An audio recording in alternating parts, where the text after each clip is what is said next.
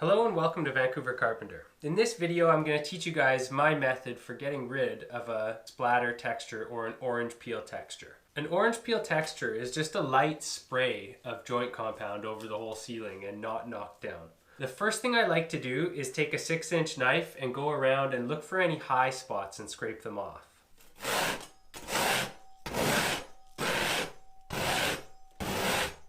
You're also going to want to take a close look at the wall corner, and if you can see that the texture goes down onto the wall like that, you'll need to scrape that too. And it's not always easy to do when it's been painted.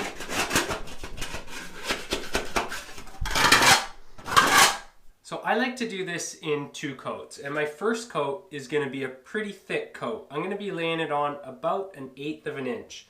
And I have the mud fairly thick. So I like it thick because that way it doesn't shrink too much and it doesn't bubble too much. But you want it thin enough that it can spread easily. So just looking at this, you can see it's running off there. It's sort of like icing, something like that. So once I've worked my way out of this corner and I have a better spot for filming, I'll show you guys what this is going to look like.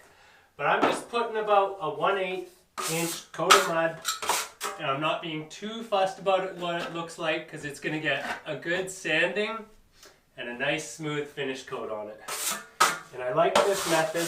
So this is just all-purpose mud, all-purpose light, so it's pretty easy to sand. I like this method because it's just 2 coats. So I suppose you could do a thinner first coat and do it in 3 coats. But that's just too much for me. So one of the things you don't want when you're doing this is you don't want to be able to hear this sound. If you can hear it scraping on anything when you're doing this, or like when you're taking this off, you haven't left enough mud on. So you shouldn't be able to see all that. It should be a little bit thicker. Now that might be really hard for you to do, and what you might need to do is just skim it a little bit tighter, sand it, and then do another 1 or 2 tight skims. But the way I do it is I put it on pretty thick.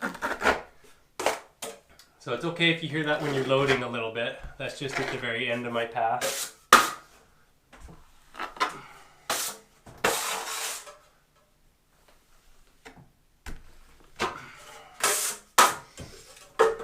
So here's how I'm going to do this. What I'm going to do is I'm going to be now putting pressure for my first pass like this.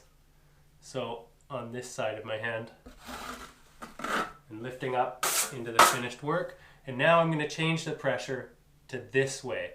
Just a little bit. Like obviously this is exaggerated, but the reason is that way you don't leave those big nasty lines like that. So I'm going to go right here. You can hear my trowels not making any of those sounds. This needs one more. This needs, there we go. And I lift up right when I get into the finished work. Sometimes you get a line and you just have to go over it again. Or if you know you can't fix it, if you know you don't have the skill, just leave it alone because you can sand that line out. Okay, so again, I start right at the edge here, go back. Back. Right now I can start right back here. Oh, blob. I'm just spreading this stuff a bit thinner. Okay. So now I'm doing the same thing, putting pressure this way.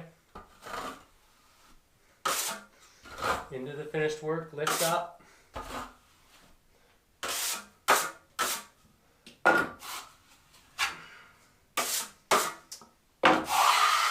This side just needs a light skim because it's dent shield and these joints don't look very flat yet.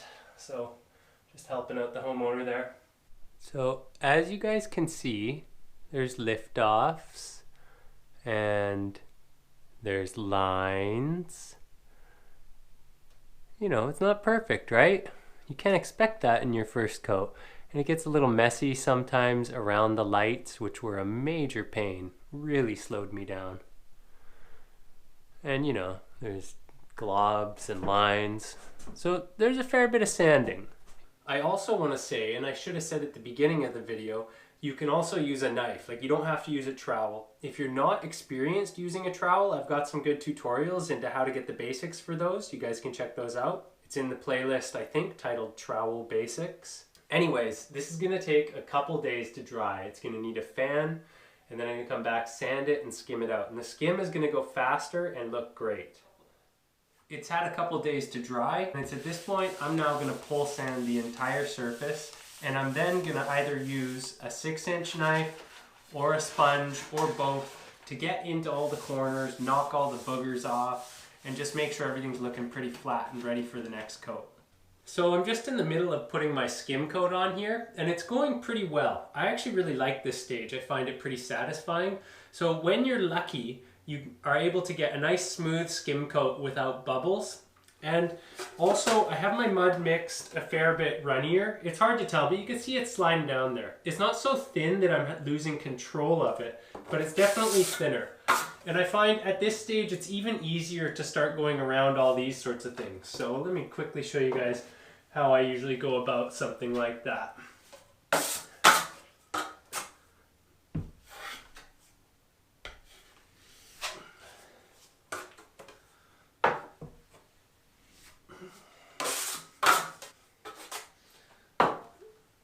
So I just kind of work my way around the thing as best I can. And this one's got these little tabs that are sticking down a 1/4 inch away from the surface of the drywall. It's still causing me a lot of grief. But yes, at this stage, it gets a lot easier to start doing this. And it's really just about putting it on and taking it off. And I'm just trying to leave a very thin coat. So I'm not scraping it so hard that I'm pulling it off, but I'm just gently putting pressure on here, taking the material off, and trying to leave a nice smooth coat. Now I'm gonna work my way around those lights, staying away from them about a 1/2 inch, as close as I can get without causing a problem. So now I'm coming back this way, and I'm gonna go like so, around. And so I've got a pretty big line there that I want to get rid of, so I'm going to come back around this way. There we go. There's that line gone. Get that skimmed out. So now everything around the light is pretty flat, and you come in with a deft little touch here. Usually get a moving start somewhere if I can. It's really awkward, and I just gently go around it. And you want to get around the pot lights as flat as possible, because if that's not flat, then what happens is your pot light trim won't sit flush and you'll see a little gap there. So that's looking better. And what is left I can deal with the sanding sponge. So you got to know when to fold them. And that's as good as I'm going to get that there. Now I'm onto this nice broad surface. And the idea here is I put it on in one direction. So starting where I have my wet material. Put it on in that direction. And it's about 1/8 of an inch thick right now. It's a lot thinner than I apply my first coat.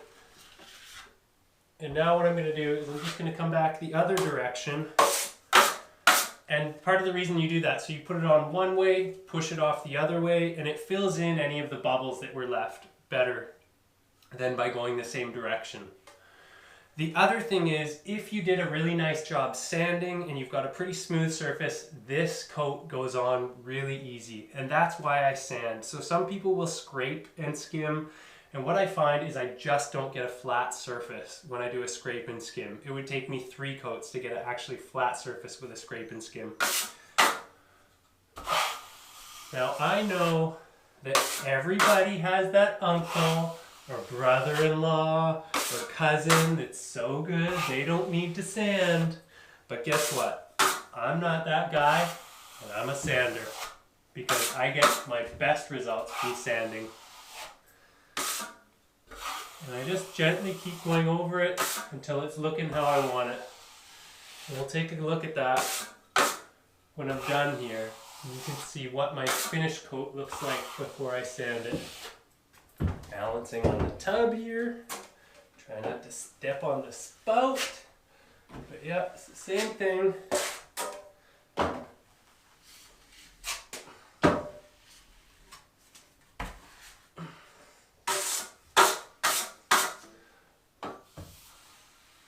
And I'm definitely using a lot more pressure on this coat than I was on my first coat.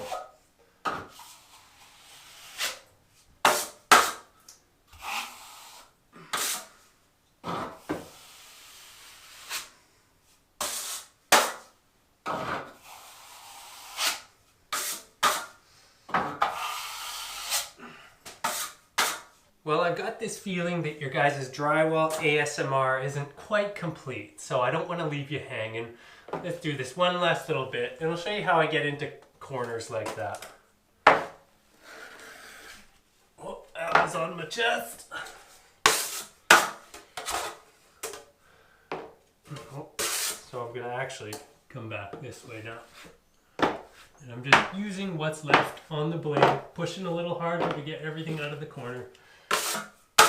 And then I just pick up a little scoop on the corner like so to just get the rest of that. Now I'm going to stay about ½ inch away from that inside corner. Something like that. And like so. So it's pretty ugly there still, but we're not done. So I'm doing the same pressure, like the same technique where I like change the angle all the passes so I get lift-offs, not gouges. Same thing as on the first coat.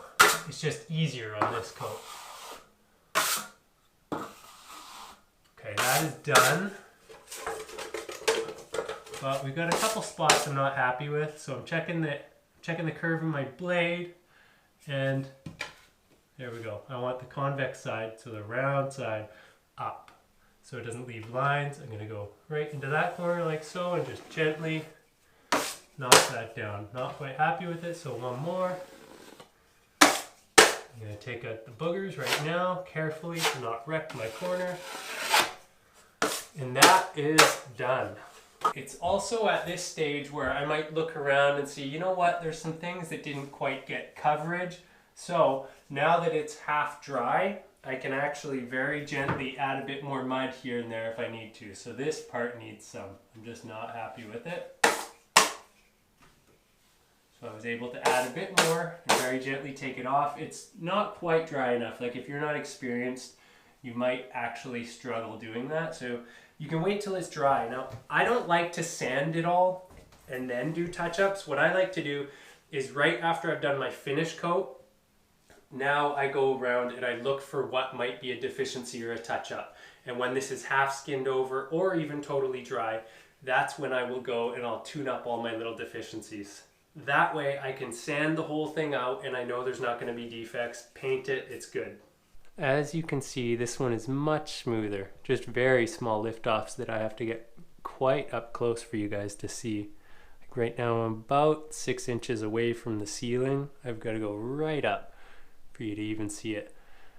So it's very flat and just tiny little deficiencies here and there. In fact, I bumped the camera into the ceiling to do that one by accident.